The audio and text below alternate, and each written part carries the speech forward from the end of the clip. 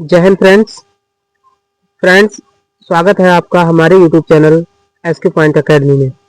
तो फ्रेंड्स, आज हम क्लास 10th साइंस के chapter number 2 acid bases and salts, जिसका नाम है, जिसे हम अम्ल, क्षार और लवण भी बोलते हैं, तो इससे संबंधित टॉप 15 पीवाईक्यू क्वेश्चन लेकर आए हैं जो पिछले बोर्ड एग्जाम में पूछे गए हैं। ठीक है, और ये आगे आने वाले एग्जाम में भी बहुत ही इम्पोर्टेंट है, इसीलिए इस क्लास को पूरा देखें और कंप्लीट देखें। ठीक है, और क्लास अगर सही लगे तो क्लास को लाइक कर लेना और शेयर कर देना। ठीक है, और इसी तरीके की वीडियो पाने के लिए हमारे चैनल को सब्सक्राइब कर लीजिए और बेल आइकन को भी प्रेस कर लीजिए ताकि आगे आने वाली नोटिफिकेशन आपके पास सबसे पहले पहुंच सके। ठीक है, तो चलिए स्टार्ट करते हैं देरी ना करते हुए।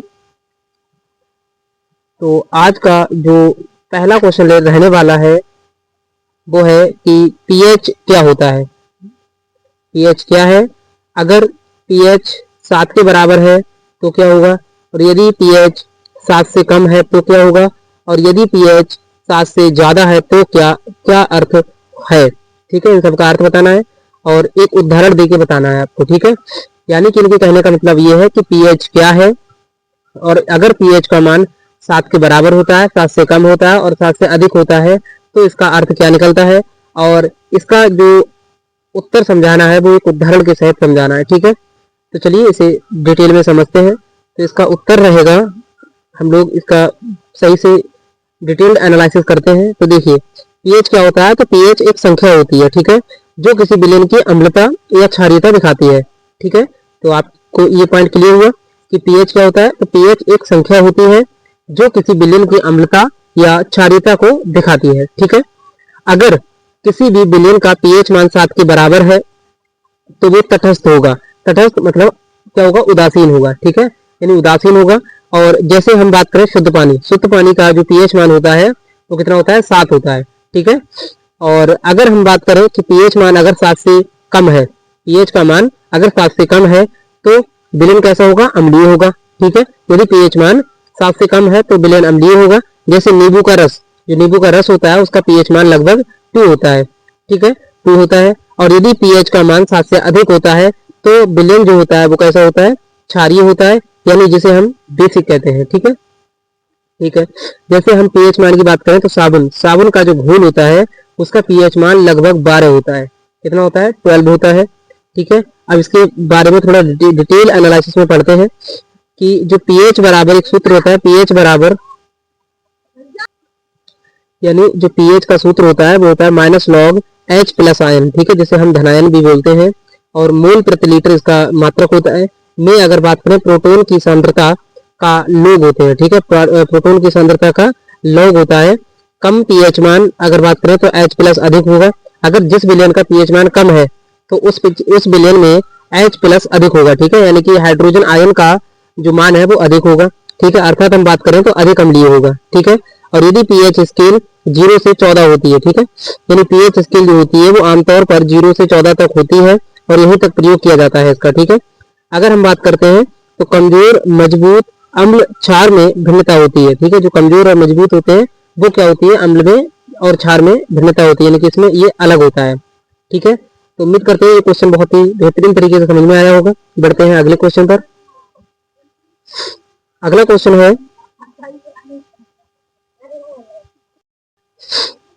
अगला क्वेश्चन है क्वेश्चन नंबर 2 कि एक अम्ल और एक क्षार के बीच होने वाली क्रिया को क्या कहते हैं। ठीक है, यानी एक अम्ल और एक क्षार के बीच जो क्रिया होती है उसे क्या कहते हैं, और एक समतुल्य रिएक्शन लिखिए। इसके लिए क्या लिखना है आपको, एक समतुल्य रिएक्शन लिखना है।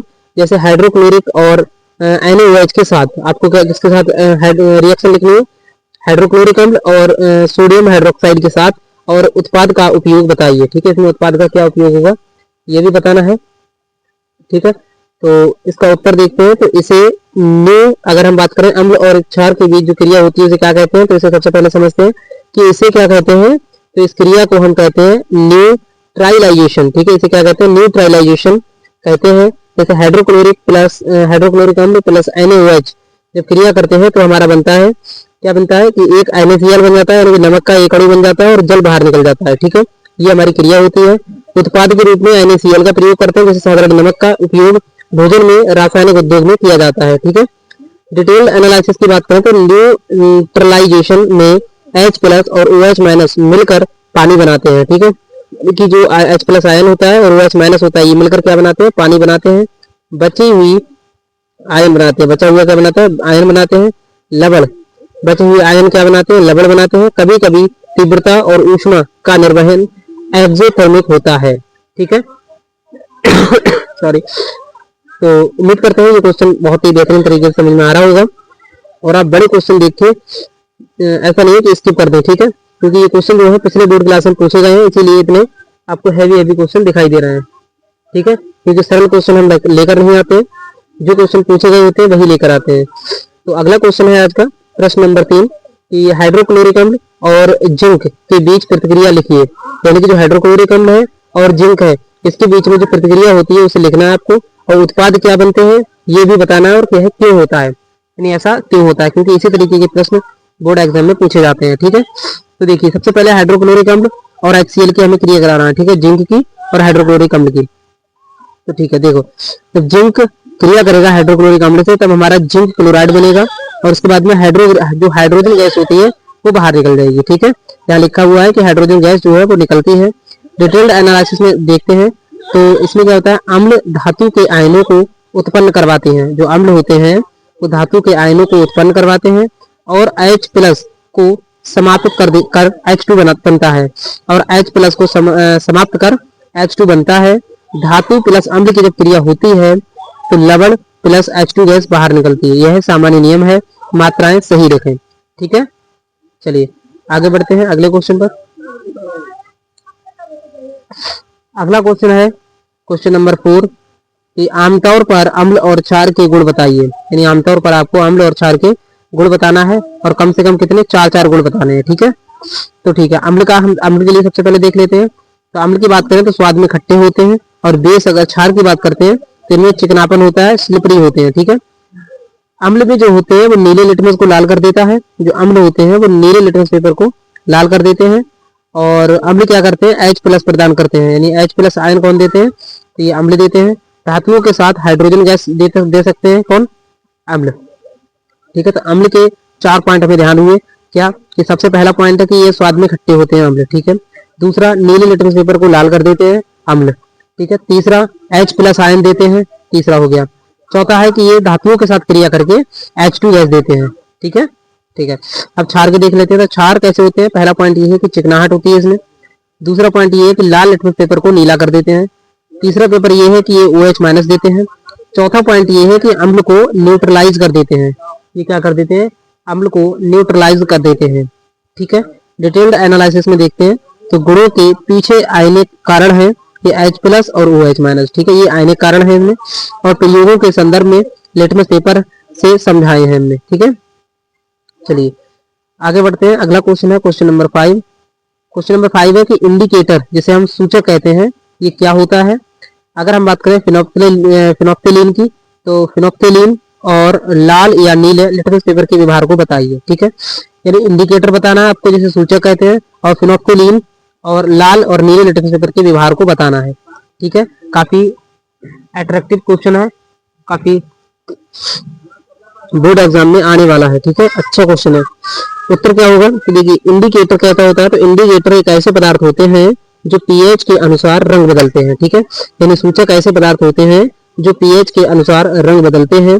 अगर लिटमस पेपर की बात करते हैं तो लाल लिटमस जो होते हैं वो अम्ल में लाल, क्षार में नीले होते हैं। ठीक है, तो लिटमस की अगर बात करते हैं तो ये अम्ल में लाल होते हैं और क्षार में नीले होते हैं। फिनोप्थेलिन की बात करते हैं तो अम्ल में रंगहीन बुनियादी स्थिति, जैसे पीएच की बात करें 8.2 से ऊपर में गुलाबी होगा इसका रंग। फिनोप्थेलिन का जो रंग होगा वो 8.2 से अगर इसका अधिक है पीएच मान तो ये कैसा गुलाबी रंग देगा, और अगर अम्ल है जैसे 7 से कम है इसकी पीएच मान तो ये रंगहीन दिखाई देता है कौन, फिनोप्थेलिन। ठीक है, और इसकी बुनियादी स्थिति होती है। डिटेल्ड एनालिसिस की बात करते हैं तो इंडिकेटर में रंग परिवर्तन उनका स्वरूप परिवर्तन दर्शाता है। जब प्रोटोनिक डिप्रोटोनिक होती है, परीक्षा में टाइट्रेशन में इस्तेमाल बताए जा सकते हैं। ठीक है, ये आपको ध्यान रखना है। काफी बढ़िया क्वेश्चन है और इसी तरीके के क्वेश्चन आते हैं, ऐसा नहीं है कि हलवा क्वेश्चन आते हैं। ठीक है, ये क्वेश्चन आपको याद रखने हैं, ऐसा नहीं है इसमें कोई ज्यादा चीजें लिखवाई जा रही है, केवल और केवल आपके एग्जाम पॉइंट ऑफ व्यू से वही चीजें लिखवाई जा रही है। ठीक है, चलिए आगे बढ़ते हैं क्वेश्चन नंबर 6 पे। क्वेश्चन नंबर 6 है कि क्वेश्चन नंबर 6 है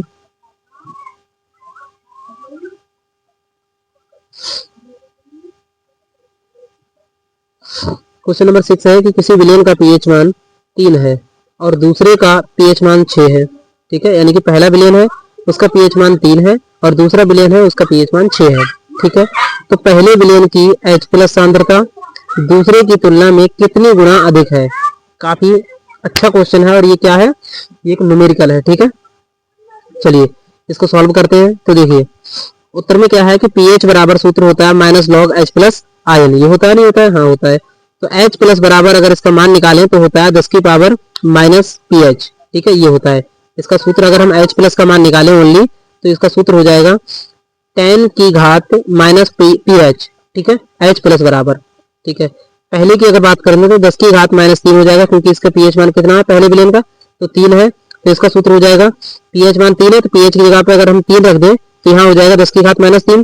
ठीक है, और इसे हम लिख सकते हैं 1 गुणा 10 की घात -3। ठीक है, m अगर दूसरे की बात करते हैं तो दूसरे की घात हो जाएगी 10 की घात -6 क्योंकि इसका पीएच मान कितना है 6 है, तो इसका हो जाएगा 10 की घात -6। इसे लिख सकते हैं 1 गुणा 10 की घात -6। ठीक है, चलिए मोल, ये m जो है ये मोल है। ठीक है, अनुपात की अगर बात करते हैं तो 1 गुणा 10 की घात -3 बटे 1 गुणा 10 की घात -6 जब इसकी वो करेंगे तो इसका आंसर आएगा 10 की घात 3, यानी इसे हम बोल सकते हैं 1000 गुना अधिक होगा। ठीक है, ये क्या होगा 1000 गुना अधिक होगा। ठीक है, डिटेल एनालिसिस में अगर बात करते हैं तो पीएच में हर एक यूनिट H+ में 10 गुना अंतर दर्शाती है। ठीक है, अगर पीएच में हम बात करते हैं तो हर एक यूनिट वो प्रत्येक यूनिट होगी जो H+ को 10 गुना दर्शाती है। बोर्ड में स्टेप वाइज गणना दिखाएं।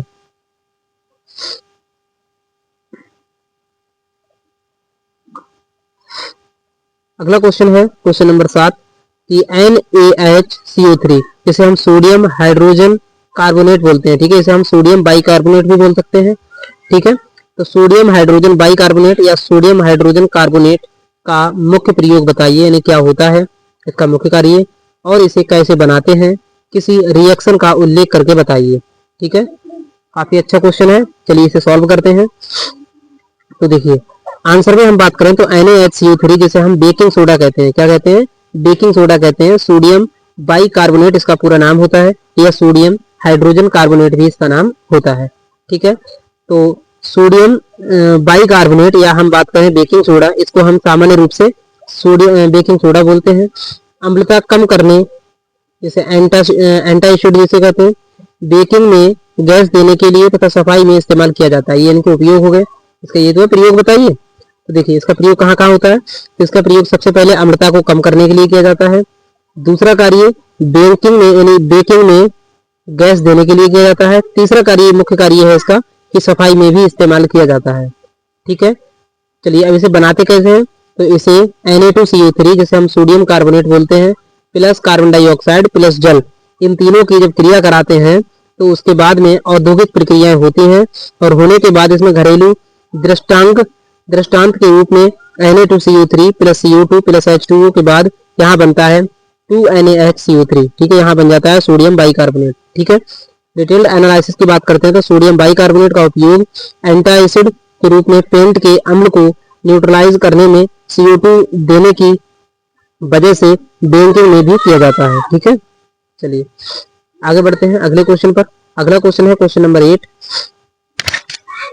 क्वेश्चन नंबर 8 है कि नमक जिसे हम साल्ट कहते हैं कैसे बनते हैं, तटस्थता प्रक्रिया के अलावा 2 और तरीके बताइए संक्षेप में। ठीक है, तो नमक कैसे बनते हैं आपको बताना है, तटस्थता प्रक्रिया के अलावा 2 और तरीके भी बताना है। ठीक है, संक्षेप में।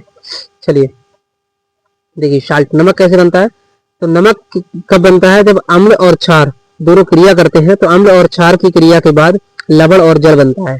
ठीक है, तो लवण कौन सा होता है, लवण हमारा यही होता है नमक जिसे बोलते हैं, और उसके बाद में जल बनते हैं। ठीक है, न्यूट्रलाइजेशन की अगर बात करते हैं, दूसरा तरीका ये है कि अधातु हो या धातु हो, जब अम्ल के साथ क्रिया करती है तो हमारा लवण बनता है और H2 गैस बाहर निकलती है। ठीक है, हाइड्रोजन गैस बाहर निकल जाती है।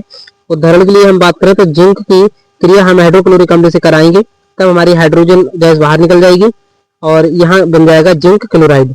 ठीक है, ये भी एक क्या होगा, लवण होगा।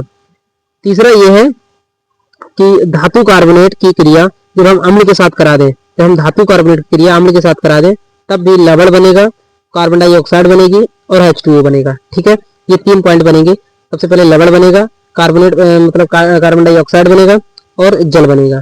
ठीक है, डिटेल्ड एनालिसिस में हम देखते हैं तो हर तरीका आयनिक परिवर्तन का कारण दिखाता है। बोर्ड में प्रासंगिक प्रतिक्रिया लिखें। देखो बोर्ड में आपको क्या लिखना है, एक प्रासंगिक प्रतिक्रिया लिखनी है। ठीक है, जैसे उदाहरण करके, जैसे उदाहरण में आपको लिख देना है CaCO3 प्लस 2HCl तो बनाता है CaCl2 plus CO2 plus H2O। ठीक है, इस तरीके से आपको दिखाना है। ठीक है, तो ये क्वेश्चन भी खत्म होता है। चलिए आगे अगले क्वेश्चन पर बढ़ते हैं। अगला क्वेश्चन है क्वेश्चन नंबर 9 कि किसी लवण का जल में हाइड्रोलाइसिस होने पर पीएच कैसे प्रभावित हो सकता है, सिद्धांत लिखें और उदाहरण भी दें। चलिए इसे करते हैं डिटेल में, यानी आपको लवण का जल में हाइड्रोलाइसिस दिखाना है, होने पर पीएच कैसे प्रभावित होता है, पीएच मान कैसे प्रभावित होता है। तो देखिए, अगर लवण किसी कमजोर अम्ल और मजबूत क्षार से बना हो, यदि कोई लवण जो है वो कमजोर अम्ल हो उसका और मजबूत क्षार हो, उससे मिलकर बनाया जाता है किसी लवण को, तो क्या होगा, विलयन क्षारीय हो जाएगा। ठीक है, क्योंकि यहाँ देखो मजबूत क्या है, मजबूत क्षार है तो विलयन कैसा हो जाएगा, क्षारीय हो जाएगा। और अगर लवण जो है किसी मजबूत अम्ल से बना है और कमजोर क्षार से बना है तो विलयन कैसा हो जाएगा, अम्लीय हो जाएगा, क्योंकि यहाँ पर मजबूत क्या है, अम्ल है। ठीक है, तो विलयन कैसा हो जाएगा, अम्लीय हो जाएगा। दोनों कमजोर होने पर निर्भर करता है पोटेशियम और Kb पर। उदाहरण जैसे NH4Cl जिसे हम क्या बोलते हैं, वीक बेस का। ठीक है, वीक यानी कि कमजोर क्षार है। ठीक है, NH3 का लवण है। ठीक है, अम्लीय होगा। और Na2CO3 वीक एसिड है और H2CO3 का लवण है, तो क्या होगा, क्षारीय होगा। क्योंकि क्षारीय क्यों होगा, क्योंकि यहाँ पर स्ट्रॉन्ग एसिड है और यहाँ पर वीक वो है क्षार। ठीक है, डिटेल एनालिसिस में देखते हैं तो लवण में उपस्थित आयन पानी से प्रतिक्रिया करके H प्लस या फिर OH माइनस उत्पन्न कर सकते हैं। ठीक है, चलिए आगे बढ़ते हैं। अगला क्वेश्चन है क्वेश्चन नंबर 10। क्वेश्चन नंबर 10 है कि ब्लीचिंग पाउडर जिसे हम CaOCl2 कहते हैं, कैल्शियम ऑक्सीक्लोराइड बोलते हैं, को कैसे बनाते हैं और उसका उपयोग क्या होता है। ठीक है, यानी ब्लीचिंग पाउडर को कैसे बनाते हैं और इसका उपयोग क्या होता है आपको बताना है। तो उत्तर में देखना है तो CaOH का होल ट्वाइस, यानी जिसे हम कैल्शियम हाइड्रोक्साइड बोलते हैं, को Cl2 गैस से गुजारे जाने पर CaOCl2 बनता है। CaOH का होल ट्वाइस प्लस Cl2, ये क्या है, इसकी ये रिएक्शन है। ठीक है, तो रिएक्शन आपको बतानी है कि CaOH के होल ट्वाइस की क्रिया करेंगे Cl2 के साथ में, तब हमारा CaOCl2 बनेगा प्लस जल बाहर निकल जाएगा। उपयोग की बात करें तो इसका उपयोग कहाँ कहाँ होता है, तो पानी शुद्धिकरण में इसका उपयोग होता है ब्लीचिंग पाउडर का, कीटाणु शोधन में भी इसका उपयोग होता है ब्लीचिंग पाउडर का, रंग उद्दीपन में भी, जैसे हम ब्लीचिंग में बात करें तो उसमें भी प्रयोग होता है ब्लीचिंग पाउडर का। और डिटेल एनालिसिस की बात करते हैं तो ब्लीचिंग पाउडर में एक्टिव क्लोरीन रहता है जो ऑक्सीकरण करके रंग हटाता है और कीटाणुओं को मारता है। यह सीधे चैप्टर से जुड़ा है। ठीक है, चलिए आगे बढ़ते हैं। आपको पता ही होगा, आपने क्वेश्चनों का लेवल देख ही लिया होगा कि किस तरीके के क्वेश्चन पूछे जा रहे हैं, और ऐसे ही क्वेश्चन पूछे जाते हैं, ऐसा नहीं है कि हलवा क्वेश्चन पूछे जाते हैं। चलिए अगला क्वेश्चन देख लेते हैं, क्वेश्चन नंबर 11 कि निम्नलिखित को परिभाषित कीजिए और एक एक उदाहरण दीजिए। जैसे पहला है स्ट्रॉन्ग एसिड और दूसरा है वीक एसिड। ठीक है, यानी कि आपको प्रबल अम्ल और दुर्बल क्षार नहीं, प्रबल अम्ल और दुर्बल अम्ल के बारे में बताना है, इनको परिभाषा देनी है इनकी। ठीक है, एक एक उदाहरण के साथ।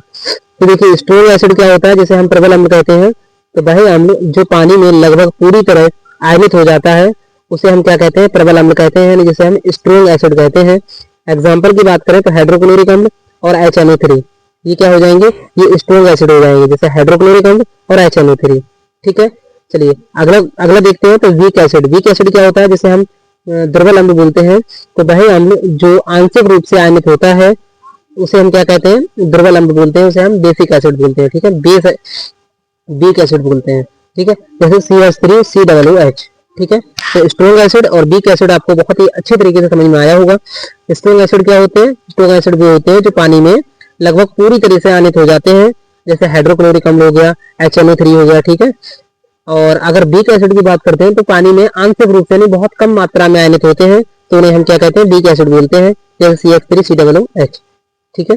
डिटेल एनालिसिस की बात करते हैं तो मजबूत हो या कमजोर का निर्धारण आयनन स्तर, जैसे डिग्री ऑफ आयनोजाइजेशन और का पोटेंशियल मान से ही होता है, ठीक है। चलिए आगे बढ़ते हैं। अगला क्वेश्चन है क्वेश्चन नंबर 12 कि टाइट्रेशन, जैसे हम टाइट्रेशन में इक्विवेलेंस पॉइंट और एंड पॉइंट में क्या अंतर होता है, किस इंडिकेटर का चुनाव कब करेंगे, ठीक है। ये भी क्वेश्चन काफी अच्छा है। यानी टाइट्रेशन में इक्विवेलेंस पॉइंट क्या होता है और एंड पॉइंट क्या होता है, इन दोनों में अंतर बताना है, और किस इंडिकेटर यानी किस सूचक का चुनाव कब करेंगे ये आपको बताना है। तो देखिए सबसे पहले इक्विवेलेंस पॉइंट देखते हैं कि इक्विवेलेंस पॉइंट क्या होता है। तो देखिए कि वह बिंदु यानी वह पॉइंट जहां अम्ल और क्षार के मौलिक यानी मोल बराबर हो चुके होते हैं, उन्हें हम क्या बोलते हैं, इक्विवेलेंस पॉइंट बोलते हैं, ठीक है। यानी वह बिंदु जहां अम्ल और क्षार के मोल बराबर हो जाते हैं या हो चुके होते हैं, उन्हें हम इक्विवेलेंस पॉइंट बोलते हैं, यानी कि तो उसे हम रासायनिक समतुल्य भी बोल सकते हैं, ठीक है। अब देखिए एंड पॉइंट क्या होता है। एंड पॉइंट क्या होता है कि वह पॉइंट जहां सूचक रंग बदलकर, जैसे हम इंडिकेटर बोलते हैं, इंडिकेटर रंग बदलकर दर्शाता है कि टाइट्रेशन पूरा हुआ है या थोड़ा ओवरलैप संभव है, तो इस पॉइंट को हम क्या कहते हैं, एंड पॉइंट कहते हैं, ठीक है। इंडिकेटर का चुनाव की अगर बात करते हैं तो स्ट्रॉन्ग एसिड हो या स्ट्रॉन्ग बेस हो, ठीक है, या प्रबल अम्ल हो या प्रबल क्षार हो, तो देखिए फिनोक्टेलीन हो या मेथिल ऑरेंज हो, ठीक है। तो आमतौर पर स्ट्रॉन्ग एसिड और स्ट्रॉन्ग बेस में स्ट्रॉन्ग एसिड का ही प्रयोग किया जाता है, ठीक है। सबसे मेन चीज यही है इसमें, ठीक है। चलिए अगले क्वेश्चन पर बढ़ते हैं। अगला क्वेश्चन है क्वेश्चन नंबर 13 कि दांतों में सड़न, जिसे हम टूथ डिके बोलते हैं, अम्ल की वजह से होती है, संक्षेप में बताइए कैसे और क्या रोकथाम होना चाहिए इसके लिए, ठीक है। यानी दांतों में सड़न क्यों लग जाती है और किस अम्ल की वजह से लगती है, ये संक्षेप में बताना है, और कैसे और क्या रोकथाम करने चाहिए इसके लिए। तो देखिए कि दांतों पर मौजूद बैक्टीरिया शर्करा को अम्ल में बदल देते हैं, ठीक है। यानी दांतों पर जो मौजूद बैक्टीरिया होती है वो शर्करा को अम्ल में बदल देते हैं, और दांत की एनिमल यानी दांत की जो सबसे ऊपरी परत होती है, सबसे कठोर सतह, एनिमल बोलते हैं उसे। एनिमल जो होता है वो CA10PO4 का होल 6 और OH का होल 2 पर अम्ल हमला कर कैविटी बनाते हैं, ठीक है। यहाँ पर सीधा पॉइंट समझे कि दांतों पर जो मौजूद बैक्टीरिया होते हैं वो शर्करा को अम्ल में बदल देते हैं। दूसरा कि दांत की जो एनामल यानी सबसे ऊपरी परत होती है उस पर अम्ल हमला कर देते हैं, यानी हमला करके कैविटी बना देते हैं, ठीक है। रोकथाम क्या करना चाहिए, तो ब्रशिंग करनी चाहिए, फ्लोराइड करनी चाहिए, फ्लोराइड वाले टूथपेस्ट, यानी फ्लोराइड से इनेमल मजबूत होता है, ठीक है।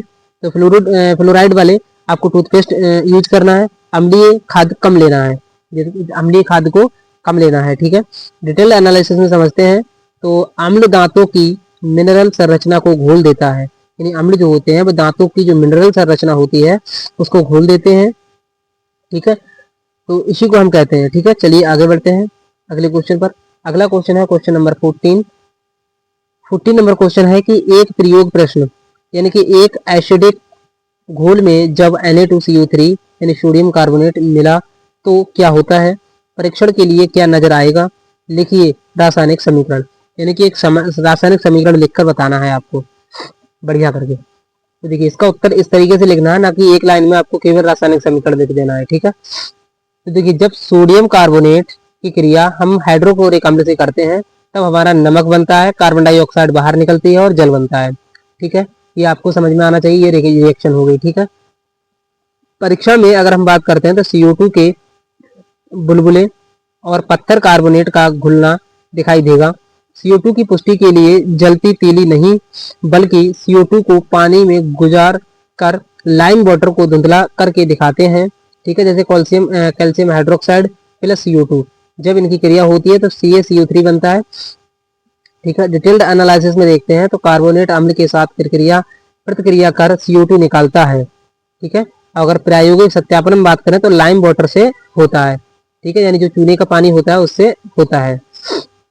15 क्वेश्चन है और आज का लास्ट क्वेश्चन है कि किसी अम्ल या क्षार की वरीयता जिसे हम स्ट्रेंथ बोलते हैं और सांद्रता जिसे हम कंसंट्रेशन बोलते हैं में क्या अंतर होता है। यानी अम्ल या क्षार की वरीयता जिसे स्ट्रेंथ बोलते हैं और सांद्रता जिसे कंसंट्रेशन बोलते हैं में क्या अंतर होता है, उदाहरण के साथ समझाइए। ठीक है, तो देखिए स्ट्रेंथ क्या होती है, जिसे हम वरीयता बोलते हैं या वरीयता बोलते हैं। तो अम्ल या क्षार का हाइड्रोजन या हाइड्रोक्साइड आयनों में आयनन करने की क्षमता क्या कहलाती है, वरीयता कहलाती है, यानी स्ट्रेंथ कहलाती है उसकी। ठीक है, यानी कि अम्ल हो या क्षार हो, देखिए अम्ल या क्षार का हाइड्रोजन या हाइड्रोक्साइड आयनों में आयनन करने की क्षमता को हम क्या कहते हैं, स्ट्रेंथ कहते हैं। ठीक है, कंसंट्रेशन किसे कहते हैं, सांद्रता। तो किसी समाधान में अम्ल या क्षार की मात्रा को ही हम क्या बोलते हैं, कंसंट्रेशन बोलते हैं। ठीक है, तो किसी भी समाधान में या किसी भी विलयन में अम्ल या क्षार की मात्रा को क्या बोलते हैं, सांद्रता बोलते हैं। ठीक है, उदाहरण आपको पढ़ लेना है, ये वाला ये उदाहरण है, पूरा आपको पढ़ लेना है बढ़िया से। ठीक है, तो इस तरीके से हम लोगों ने आज के 15 क्वेश्चन कंप्लीट कर लिए हैं। ठीक है, तो क्लास आपको अगर पसंद आती है तो क्लास को लाइक करें और शेयर करें और ज़्यादा से ज़्यादा हमारे परिवार से जुड़ें, हमारे चैनल को सब्सक्राइब कर लें। ठीक है, तो आज के लिए इतना ही, मिलते हैं अगली वीडियो में। धन्यवाद।